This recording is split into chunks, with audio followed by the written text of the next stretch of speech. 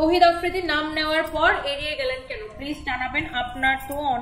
আপনারা তো তাদের সুপরিচিত, এই বিপদের সময় কি তৌহিদ আফ্রিদির পাশে দাঁড়ানো যায় না? আমি মোটেই ওনাদের সুপরিচিত না, আমি ওনাদেরকে ক্যামেরাতেই দেখেছি। আর একটা বিষয় হচ্ছে আমি কোনো পলিটিক্যাল ব্যক্তিত্ব না যে আমি ওনাকে কোনো হেল্প করতে পারবো। আর আমি হচ্ছে নিজের ভাই, আমি একজন সিঙ্গেল মাদার, তো আমার বাচ্চাদের নিয়ে আমার বিজনেস বাচ্চা সামলায়, আর আমি দেশের ওরকম গুরুত্বপূর্ণ কেউ না যে আমি ওনাদেরকে হেল্প করতে পারবো। আমি একজন সামান্য এতটুকু ছোট ব্যবসায়ী, স্ট্রাগল করে নিজের জায়গাটা ধরে রাখার চেষ্টা করতেছি, কাজ করার চেষ্টা করতেছি, দ্যাটস ইট। বুঝতে পারছেন? আমি দেশের ওরকম গুরুত্বপূর্ণ, ওরকম ইম্পর্টেন্ট কোনো ব্যক্তি না যে সব বিষয়ে সবাইকে নিয়ে আমাকে কথা বলতে হবে, রাইট? হ্যাঁ, সবার জন্য দোয়া করি, আল্লাহ সবার ভালো করুক, অতটুকুই।